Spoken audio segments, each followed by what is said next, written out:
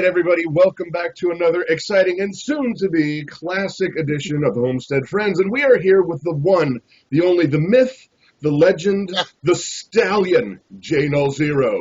Whoa! You make me feel all funny. We are through the uprights. How you doing, John? I'm doing. Why? What have you heard? Nothing. Well, I'm good then. Yeah, I'm doing great. Anything new and exciting over in the nether regions? No.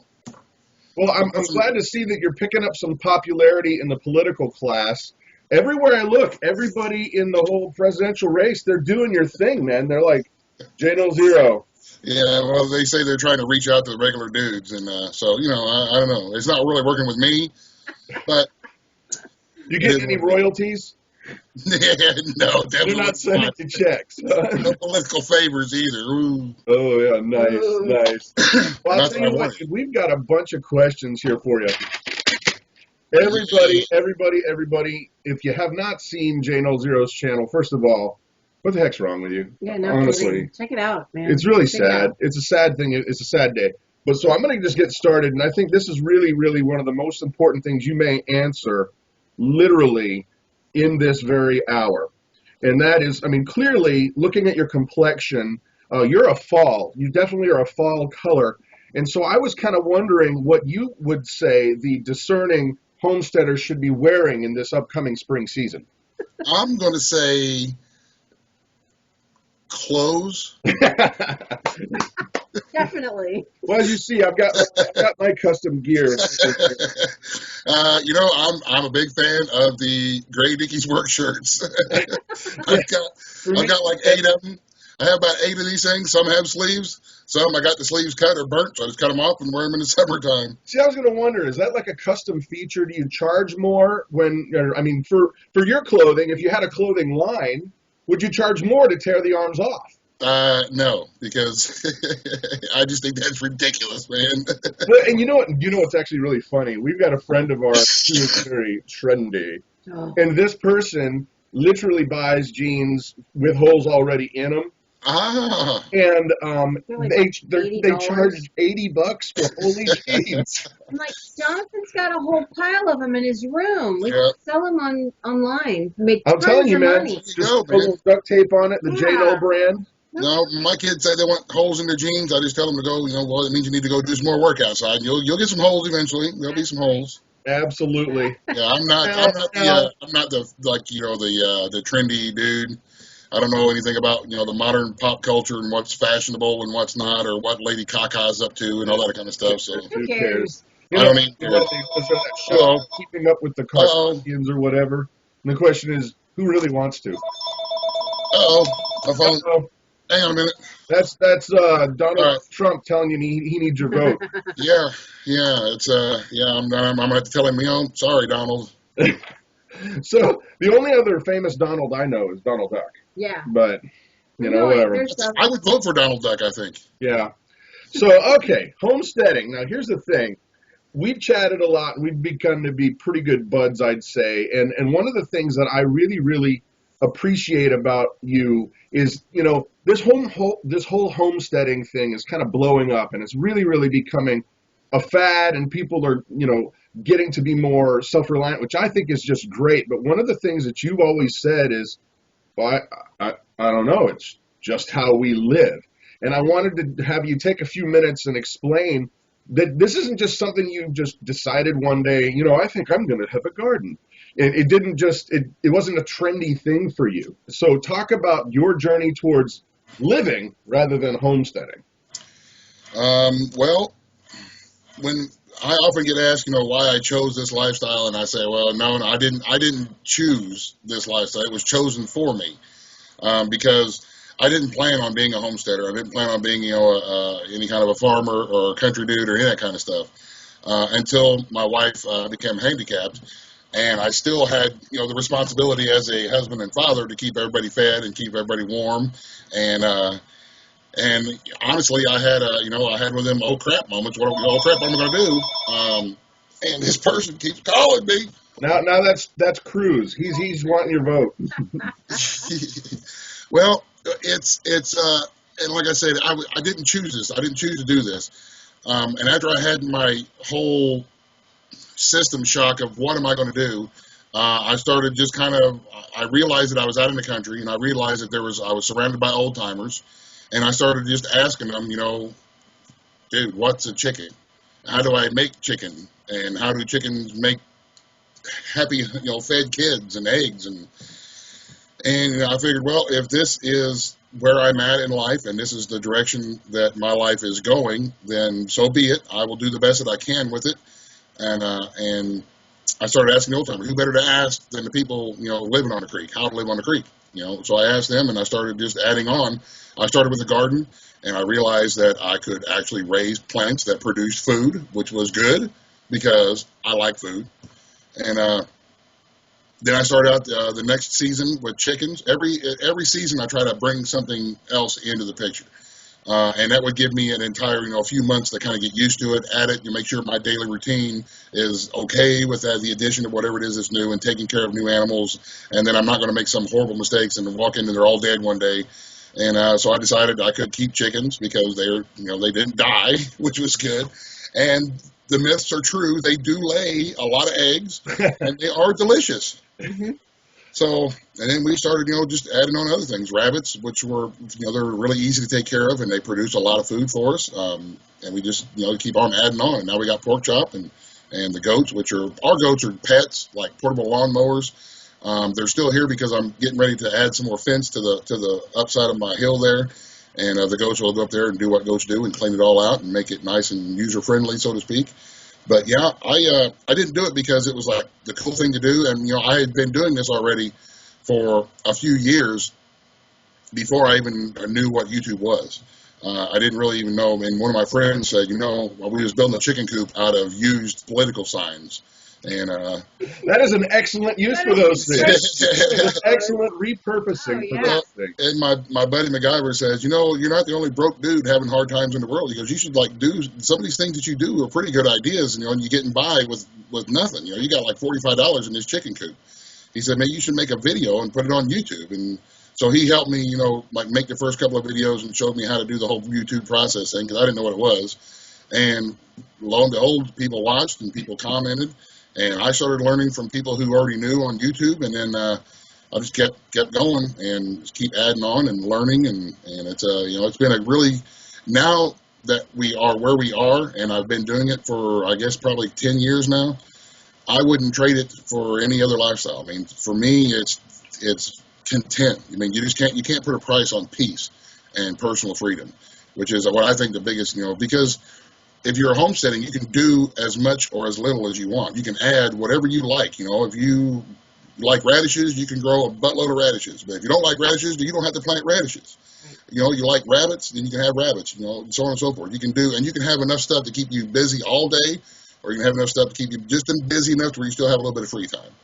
So it's freedom, and it's a good lifestyle. So now in the learning curve, as you're adding these skills on, were there any of these things that were particularly difficult to get a hang of, or was it, because I go to YouTube University. Mm-hmm. I am a student of YouTube University, and I just consume anything, every video I can find on a topic if I'm interested in it. But was there any of these that were more difficult than others for you? I had a hard time with gardening, with growing plants, especially whenever I started looking at other areas of my property to utilize, because I'm on a hillside, so I figured I can use the hills for the critters, and I can use anything flat that I have for growing stuff. The problem with that is our soil is not the best, and there's some spots that are flat that don't get a lot of sun, and some spots that are flat that have a lot of clay, and some spots that are flat that are really good. So the garden grew great in the really good section, but I had really difficult time trying to figure out what grows in the shade and what grows in clay, and how to take your crappy dirt and make it into good dirt, and how to trim off certain trees to make, follow the arc of the sun to get some more sun on the spot that's shaded. So that was probably the hardest thing for me, and to figuring out, what it is that I'm actually want to grow.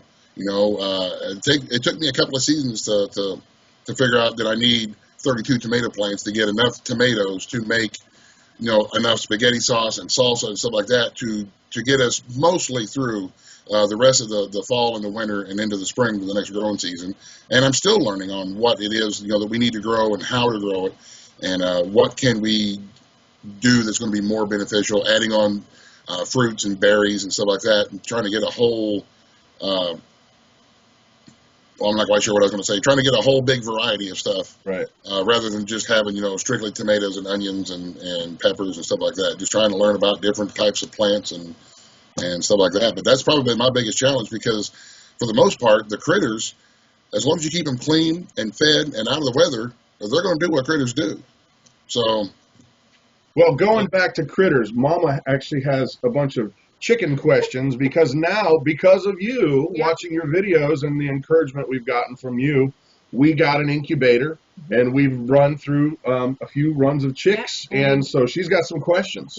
We've got little bitties right now, which I'm super excited about, and I'm getting ready to put another batch of eggs in the incubator. Well, what I want to know is, how do you rotate your chicks and your chickens, and which ones do you process? Which ones do you leave for hens? And how do you do that? Is there ratios, numbers? Yeah.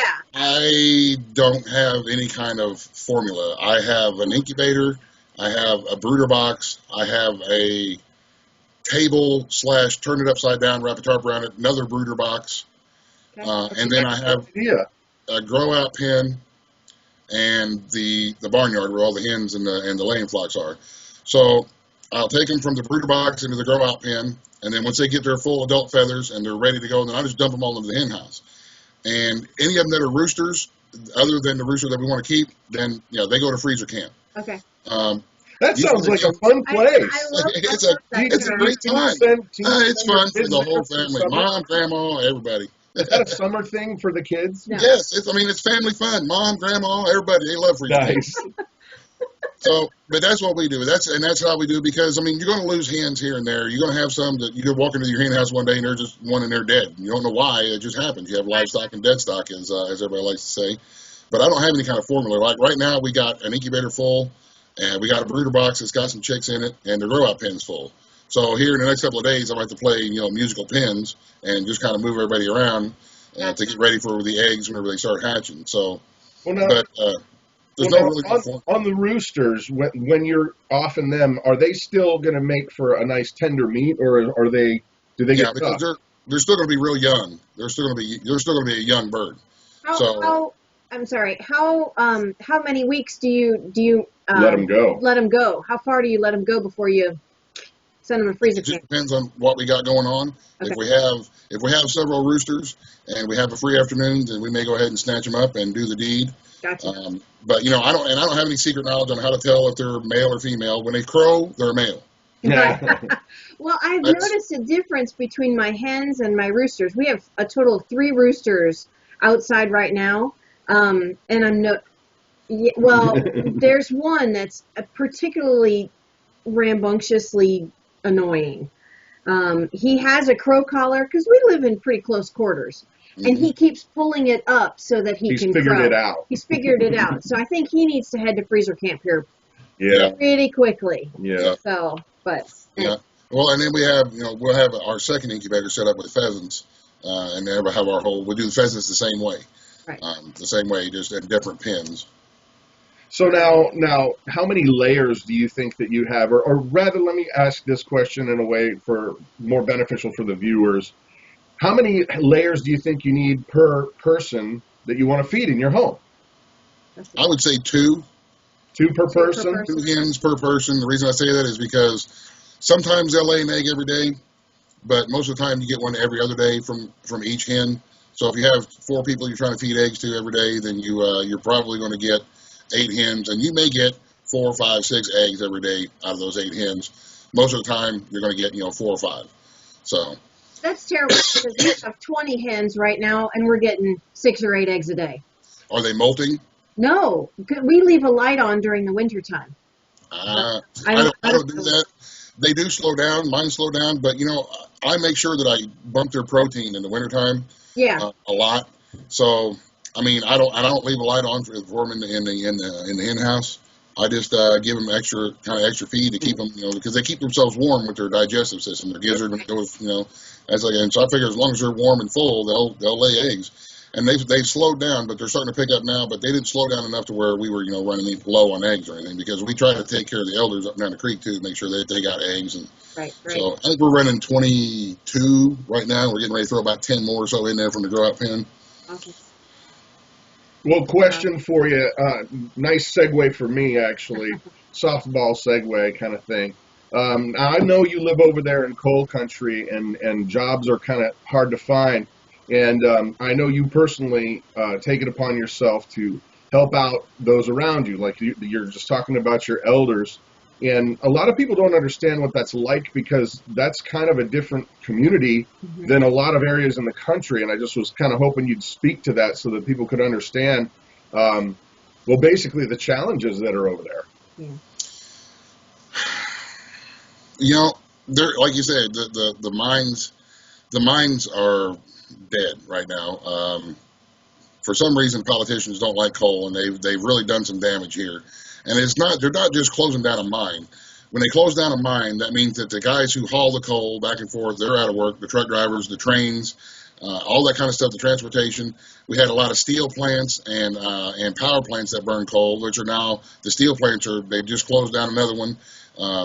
So we're missing out on coal. We're missing out on transporting of the coal. We're missing out on the coke and the steel plants and the transportation of the coke and the steel back and forth. And it's really hard. But, Appalachia, we're always kind of, been notorious for taking care of each other. We help each other out the best we can, and nobody has any money, but we all have stuff or skills. So if I need to get my truck worked on, I can usually trade like butchered rabbits, butchered chickens, stuff like that, deer meat, or something that I've made, or some labor or something like that to get what we need. We're helping out the folks at the greenhouse down the creek a little ways, and I'm trading labor for some stuff to put in the garden and bales of hay and stuff like that I don't have. So even though, and there's a lot more of that going on right now, and I think especially in my area than some other areas, like where you guys are close to town, there's probably not a whole lot of barter. It's not like you're going to go to Walmart with a bag full of butcher rabbits and trade them for groceries. That would cause a ruckus, I think. That would flip out. But yeah, Child Protective Services would take your kids before the day was over. But see, around here, we still have a few mom and pop operations that all of us try to visit to keep in. I mean, I may pay $2 more for something, but I am paying $2 more to keep this mom and pop store open and to keep this family, moving in the right direction, and to keep their doors open so that I can take in a couple of dozen eggs and say, hey, I am out of money, but I need a gallon of milk. Can I trade you these eggs for this gallon of milk? She says, sure. She gives me the milk. She takes the eggs, and she turns around and sells the eggs. Hey, man, everybody wins. Those are the best deals. All right, now turning gears here just a little bit for a little bit of brevity, just a little bit of brevity. So here's the deal. You've got to pick. What? So I don't know what brevity means, but okay. Levity, funniness, silliness. Here we go. So, okay, you got to pick one of the three and describe why. You've got to back up why you picked one of the three, okay? So here it is. The Rolling Stones, the Beatles, or the Who?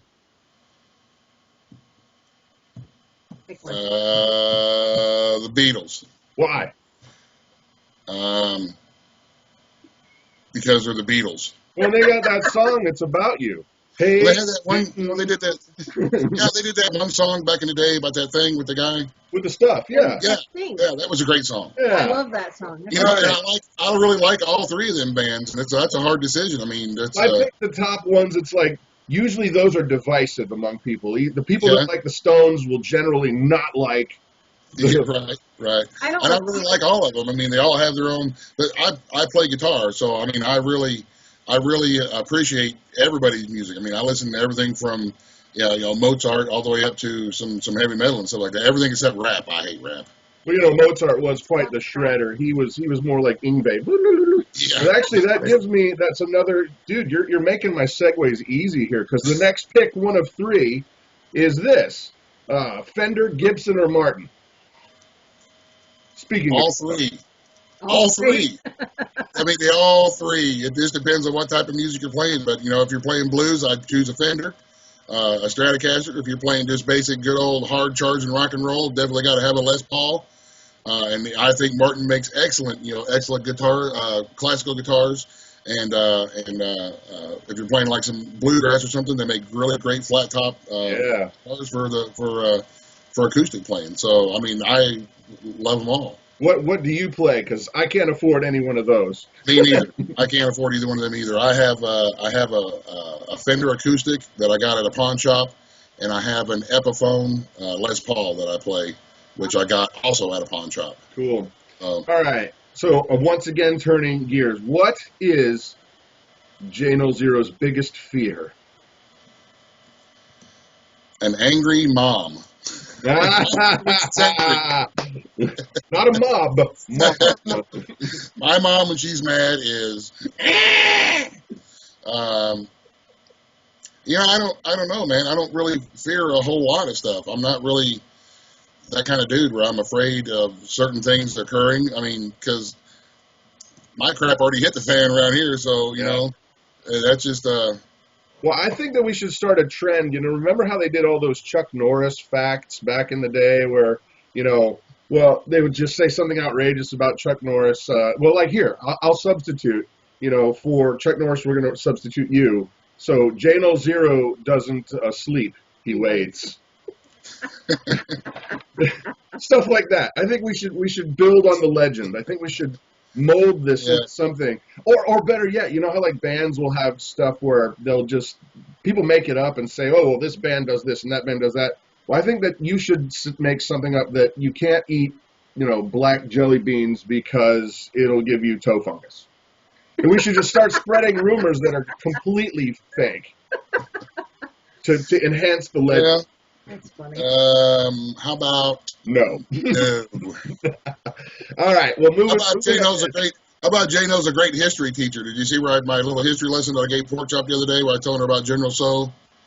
Awesome. Jnull0 was a famous Canadian general. Yeah, Canadian general. Who helped the Egyptian pharaohs defend the pyramids from the Visigoths back in the 1860s. Wow. I should be a history teacher, man. That's awesome. I get around. I think we need to have him teach our kids history.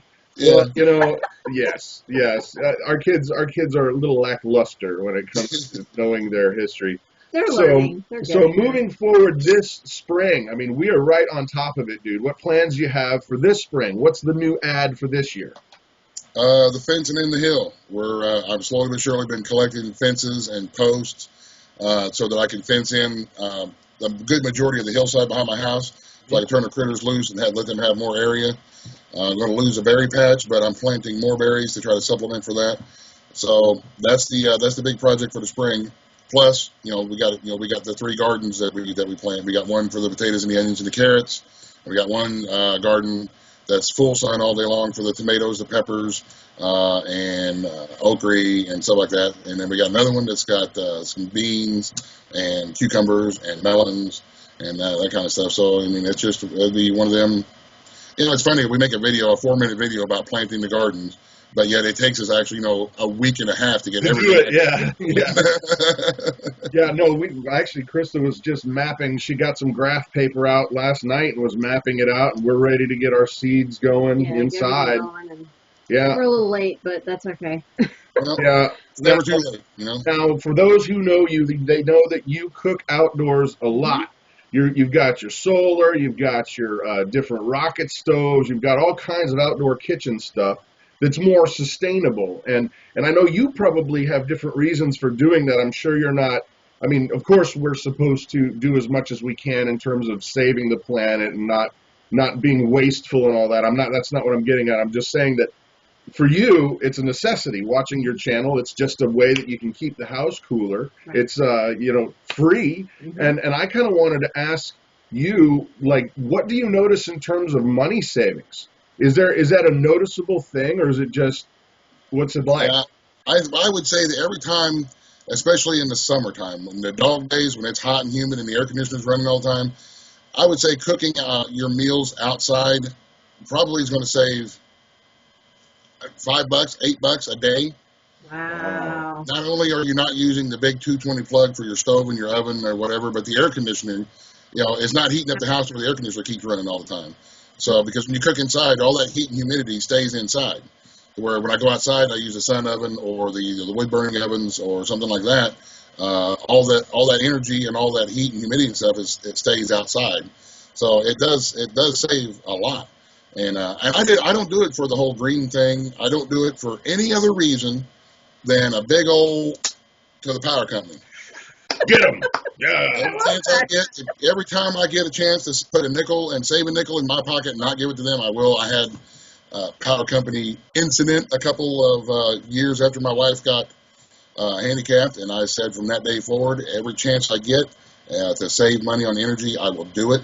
And it's a great thing that I'm also helping, to conserve the planet and all that good stuff. But yeah, for me, that's my root cause, is because our power company that we have is despicable, and that's the only reason that I started doing it. And now I've seen a lot of the other benefits that come along with cooking outside. And plus, have you eaten a pork chop that's barbecued over an open wood fire like that? Oh my, that is how God wants us to eat food, man, right there.